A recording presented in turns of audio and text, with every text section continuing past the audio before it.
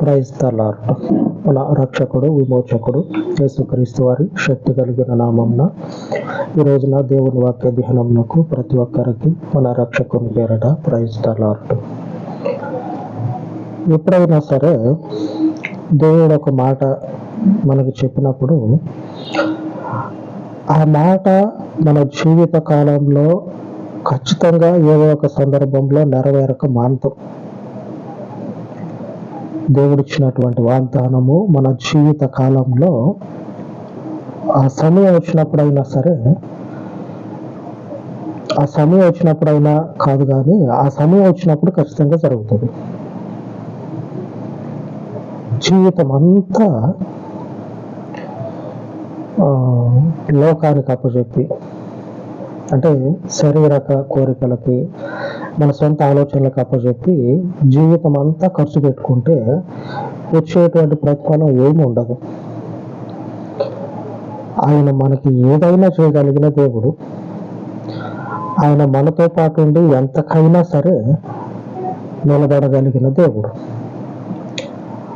ఇంతటి బలమైనటువంటి దేవునికి మనము జీవితాన్ని అప్పగించి నడిచేటప్పుడు మన జీవిత కాలంలో ఏదో ఒక సందర్భంలో దేవుని మాట నెరవేరక మానదో, ఖచ్చితంగా నెరవేరి తీరుతుంది. వాడు నన్ను మోసం చేసిండు, లేకపోతే ఆయమ్మ నన్ను మోసం చేసింది అని చెప్పినని ఇట్లాగా జీవితాన్ని వ్యర్థంగా గడిపితే ఆ అమ్మని ఆ అయ్యని నమ్మి ఆ సమయాన్ని వ్యర్థం చేసుకున్నాం. దేవుంట్లో ఉండి ఈ సమయాన్ని వ్యర్థం చేసుకోవటం అనేది ఉండదు. అర్థమైంది కదా? అంతకు మునుపు మనుషుల్ని నమ్మి ఆ సమయాన్ని జీవితాన్ని వ్యర్థం చేసుకున్నాం. ఇప్పుడున్నటువంటి ఈ సమయము దేవునికి ఇచ్చి నడిచినట్లయితే ఈ జీవితానికి దక్కాల్సినటువంటి ప్రతిఫలం అనేది దక్కక మానదు. గుర్తుపెట్టుకోండి, మోసం చేసేటోడు ఎవడైనా సరే, మనల్ని పాడు చేయాలని చూసేటోడు ఎవడైనా సరే, మన హృదయము ఉప్పొంగే విధంగా తీయటి మాటలు చెప్పి విలువన గొంతుకు వస్తారు.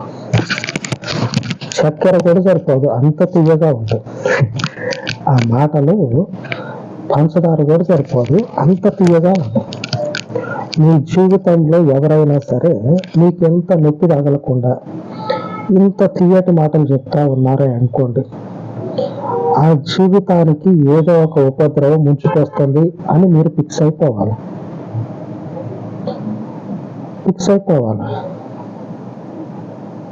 దేవుని యొక్క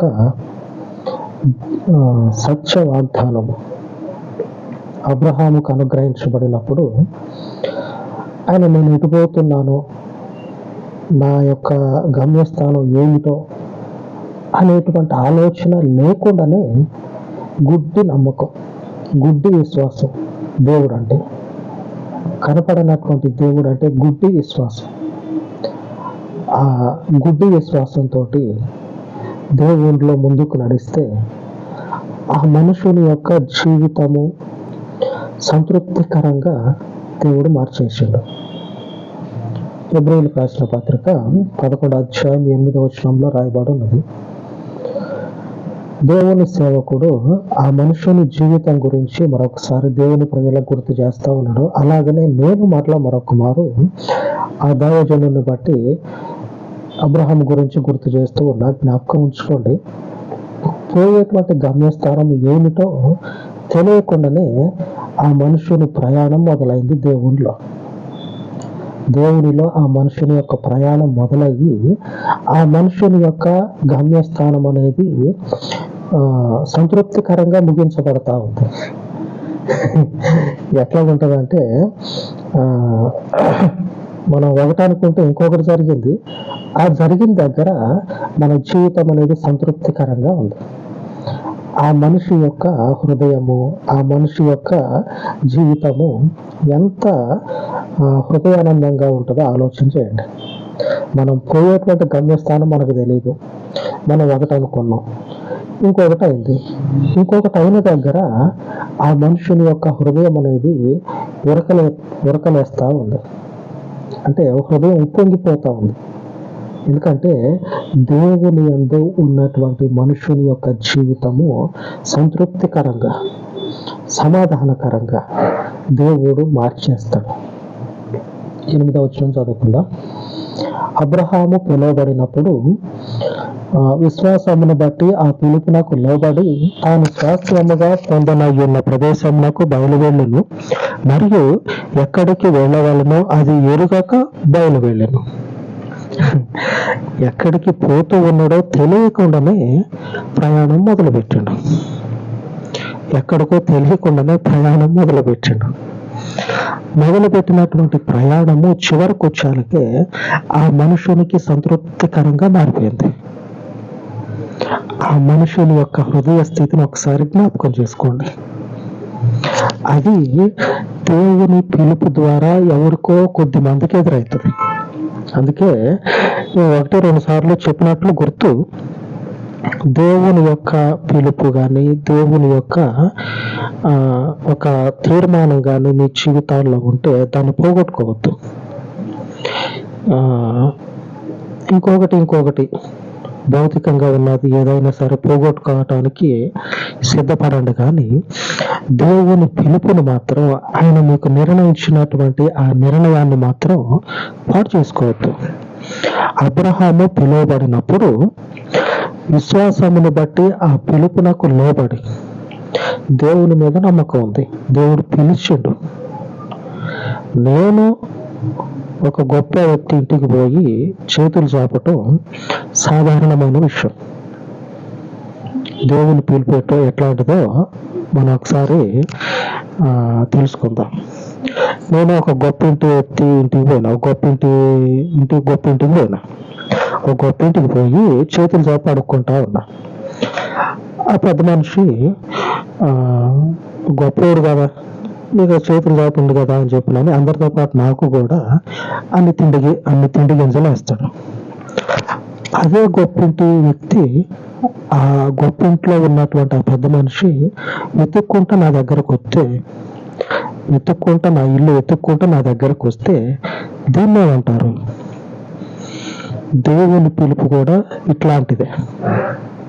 దేవుడు వెతుక్కుంటా ఒక మనిషి దగ్గరకు వచ్చి ఆ మనుషునికి ఒకనొక నిర్ణయాన్ని ఏర్పాటు చేసిన అనుకోండి, ఒకనొక పిలుపుని, బాధ్యతని, సేవని, పనిని, ఏదైనా సరే ఆయన మన యొద్దకు వచ్చి మనకు ఒక బాధ్యతను అప్పచెప్పిండు అనుకోండి, దానిని మనం పోగొట్టుకోవద్దు.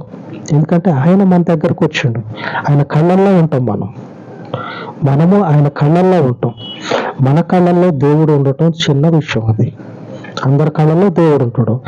దేవుని కళ్ళల్లో ఉండేది ఎవరో అది విలువైనది, గొప్పది. అది ఆ పిలుపుని బట్టి ఈ మనుషుడు ఏం చేస్తా ఉన్నాడంటే, దేవుడు కాదు పిలిచింది, ఇంకో ఆ అమ్మను అయితే పోరా అని చెప్పనని పక్క పెట్టచ్చు.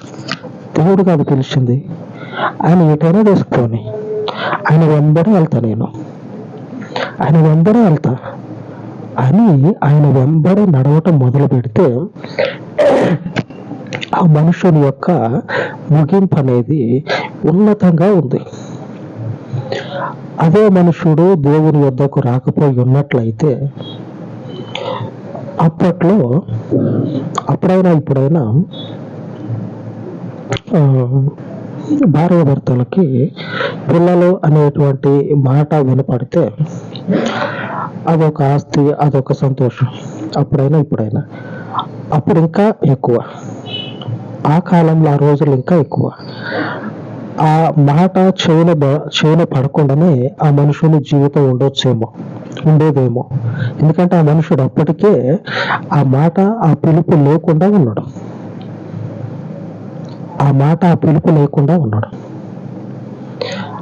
ఆ స్థితిలో ఉన్నటువంటి మనుషుడు దేవుని చేత పిలువబడి, దేవుని చేత ఆశీర్వదించబడి, అదే మనుషుడు ఈరోజు లెక్క పెట్టలేనంత గొప్ప జనాంగానికి మూల పితరుడుగా ఉన్నాడు.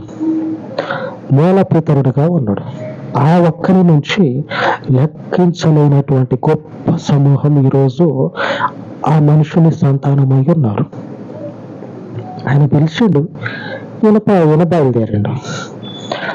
మనకు వాగ్దానం చేసే దేవుడు, మనకు పిలుపునిచ్చినటువంటి దేవుడు, మాటని తూచా తప్పక నెరవేర్చే దేవుడు. కనుక ఆయన ఈరోజు మనకు చెప్తున్నటువంటి మాట ప్రకారంగా, దేవుని యొక్క వాగ్దానుసారంగా, నెహెమ్యా గ్రంథము 9వ అధ్యాయము 9వ వచనం, నీవు నీతిమంతుడు అయ్యుండి నీ మాట చొప్పున జరిగించుతుంది. ఆయన ఇచ్చినటువంటి మాట సేవ, ఒక పని, ఒక దేవుని యొక్క నిర్ణయం ఏదైతే ఉన్నదో ఆ మాట చొప్పున ఆయన మనకు జరిగిస్తాడు. నా జీవితం అంతా వేస్ట్ అయిపోయింది, వాడిని నమ్మినా ఈడిని నమ్మినా ఆ అమ్మమ్మటి తిరిగినంత కాలం అటు డబ్బులు పోయినాయి, జీవితము పోయింది, ఆ డబ్బులు తిరిగి రావు, ఈ జీవితము తిరిగి రాదు. ఇట్లాగా మోసపోయే దానికంటే ఆయన ఇచ్చినటువంటి మాట చొప్పున జరిగించేటువంటి దేవుళ్ళలో నిలిచినట్లయితే సంతృప్తికరంగా జీవితం అనేది ఉంటుంది. అలాగా ఉంచగలిగినటువంటి దేవుడు మన దేవుడు. ఆయన నీతిమంతుడై ఉండి నీ మాట చొప్పున జరిగించుతుంది. ఆయన మాట ఆయన మన జీవితంలో జరిగిస్తాడు. మన జీవితంలో ఆయన మాటని నెరవేర్పులోనికి తీసుకొస్తాడు.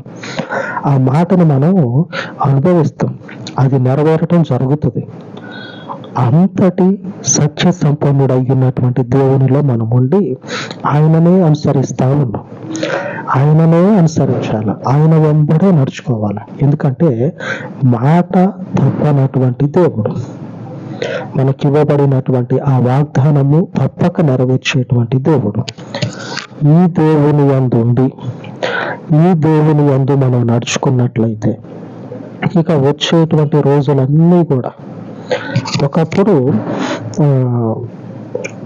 భౌతికంగా ఉన్నటువంటి ఆశలకి లేకపోతే కోరికలకి బలైపోయి ఉండొచ్చు, అంతేగా, బలైపోయి ఉండొచ్చు. కానీ ఆయన యందు ఉన్నటువంటి ఈ నమ్మకం అనేది, ఆయన మనకిచ్చినటువంటి మాట అనేది రాబోయేటువంటి రోజుల్లో మేలుకరంగా ఉంటుంది. మోసపోము, ఆయన మోసం చేయడు, ఆయన మోసం చేయడు, మనం మోసపోము. కానీ ఇచ్చినటువంటి ఆయన యొక్క మాట మన జీవితంలో తప్పక నెరవేర్పులోనికి తీసుకొస్తాడు. భక్తుడు చెప్తా ఉన్నాడు, నువ్వు మొదట ఏ మాట అయితే మాట్లాడినవో అదే మాట జరిగించును. నీతిమంతుడు కదా, ఆ నీతిమంతుడైనటువంటి దేవుడు మొదట ఏ మాట అయితే చెప్తాడో అదే మాట ఒక మనుషుని యొక్క జీవిత కాలం అంతా కూడా దేవుడు ఆ మాటకి కట్టుబడి అదే మాటని ఆ మనుషుని జీవితంలో జరిగించటము కొరకు రాజ్యాలను సైతము తిప్పేస్తాడు దేవుడు. ఎందుకంటే ఆయన ఇచ్చినటువంటి మాట నెరవేర్చడం ఆయన చేతిలో ఉన్నది. మనము ఆ మాట తప్పనటువంటి జీవితాన్ని పాడు చేసుకోనటువంటి స్థితిలో నిలబడి ఉన్నాం ఆయన వద్దకు వచ్చి. కనుక ఆయన యందే ఉండి ఆయనతో పాటు నడుచుకున్నట్లయితే ఆశీర్వాదం కలుగుతుంది. ఆమేన్. అవన్నీ విడిచిపెట్టండి. ఇక గతం అనేది జరిగిపోయింది, అది దాని గురించి మనం ఆలోచన చేసి ముందున్నటువంటి ఈ విశ్వాస జీవితాన్ని వ్యర్థంగా గడిపే కంటే అది ముగిసిపోయిన అధ్యాయం, అది ముందు వేసుకొని కూర్చోవటం వల్ల ఉపయోగం లేదు అని ముందున్నటువంటి దాని కొరకు ప్రయాసపడినట్లయితే సంతృప్తికరంగా ఉంటుంది జీవితం. అలాగే ప్రార్థించుకుందాం. పరిశుద్ధుడు అయిన తండ్రి, ఈ ఉదయ కాలం ముందు మీ పాదంలో చెంత ప్రార్థిస్తూ ఉండగా లేఖనంలో చెప్పబడినట్లు తండ్రి, నీవు సత్యవంతుడు అయ్యుండి నీ మాట చొప్పున జరిగించేటువంటి దేవుడు అయ్యుండగా నీ సత్యమును ఆశ్రయించినటువంటి నీ ప్రజల మీదికి నీ పరలోకపు ఆశీర్వాదం అనుగ్రహించమని, పూర్వపు స్థితిలో తండ్రి మోసగించబడి భౌతిక పరమయ్యున్నటువంటి ఆశలకు పురికొల్పబడి సత్యవంతుడు అయినటువంటి నిన్ను ఆశ్రయించినటువంటి నీ బిడ్డలందరి జీవితాలలో నీ పరలోకపు గొప్ప కనికరము చొప్పున తండ్రి నీ వాగ్దాన నెరవేర్పును తీసుకురమ్మని పితరుడైనటువంటి అబ్రహామునకు చేయబడినటువంటి వాగ్దానమును జ్ఞాపకం చేసుకొని ఆ మనుషుని యొక్క జీవితమును సంతృప్తికరంగా మార్చినటువంటి ఈ పరలోకపు దయగలిగిన నామమునకు తండ్రి ఈ ఉదయకాలమందు ప్రార్థిస్తూ ఉండగా అంతటి కృపను చూపే మీ నామమును జ్ఞాపకం చేసుకొని నిన్ను ఆశ్రయించినటువంటి ఈ బిడలను తండ్రి మీ కృపలో జ్ఞాపకం చేసుకున్నామని ఈ మనవులన్నిటినీ మీ పాదంలో ఎత్త చేర్చి యేసుక్రీస్తు కృప కలిగిన నామమున ప్రార్థించి వేడుకొనుచున్నాను తండ్రి. ఆమేన్ ఆమేన్. ఉన్నతమైన దేవుని కృప నిత్యము మనకు తోడయ్యుండును గాక. ఆమేన్ ఆమేన్.